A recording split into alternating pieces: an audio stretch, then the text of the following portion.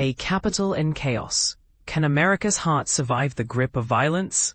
Imagine the very heart of American democracy, the District of Columbia, paralyzed by fear. Welcome to the harsh reality of Washington, D.C. today, where a staggering surge in violent crime threatens not just its residents and visitors, but the fabric of the U.S. government itself. This isn't just a local issue. It's a national crisis that demands immediate attention. The alarming state of affairs. As the capital of the United States, Washington, D.C. is home to the nation's most critical governmental institutions. Yet, it's currently battling an unprecedented wave of violence that jeopardizes the safety of public servants, citizens, tourists, and the smooth operation of the federal government. The statistics are chilling. In 2024, the District of Columbia recorded one of the highest rates of robbery and murder among large U.S. cities, with a homicide rate of 27.54 per 100,000 residents, surpassing all 50 states. The vehicle theft rate was a staggering 842.4 per 100,000 residents, over 3 times the national average. This places Washington, D.C.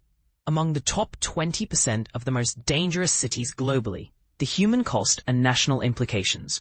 Beyond the individual tragedies, this lawlessness has far-reaching consequences. It hampers the recruitment and retention of vital federal employees, undermines critical government functions, and erodes national confidence in the U.S. government's strength. The fear of violence is not just a personal concern, but a national security issue, affecting the nation's ability to govern effectively. A presidential call to action. As president, it is my solemn duty to ensure the faithful execution of our laws and to protect the safety and security of all U.S. citizens, including those in our nation's capital. The current state of affairs is unacceptable and must be reversed. Our goal is clear: to transform the District of Columbia from one of the most dangerous cities in the world to one of the safest. Executive Order. Restoring Safety to the Nation's Capital. Section 1. Declaration of Emergency. Given the extraordinary conditions of emergency in the District of Columbia, I hereby declare a crime emergency, necessitating immediate and collective action. Section 2. Mobilizing the Metropolitan Police Department.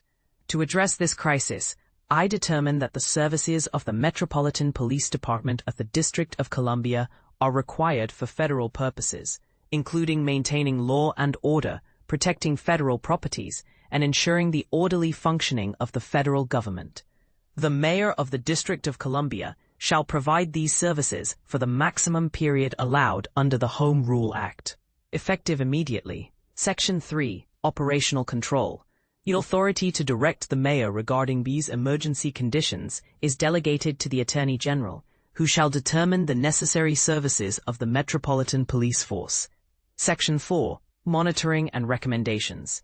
The Attorney General will closely monitor the situation, consult with senior officials as needed, and provide regular updates on the status of the emergency conditions. This includes informing me of any circumstances that may necessitate further presidential action or indicate that the current measures are no longer necessary. Section 5. Severability. If any part of this order is deemed invalid, it will not affect the validity of the remaining provisions. Section 6. General Provisions. This order does not impair the authority of executive departments or agencies.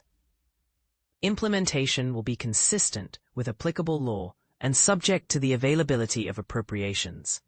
This order does not create any enforceable rights or benefits against the United States or its entities. The Department of Justice will bear the costs of publishing this order. Now it's your turn. Do you believe declaring a crime emergency is an effective first step in addressing the root causes of violence in the nation's capital? What strategies would you propose to not only reduce crime, but also rebuild trust between law enforcement and the community? Share your thoughts and let's spark a national conversation on how to make our capital and our country safer for all. Issued on this 11th day of August 2025.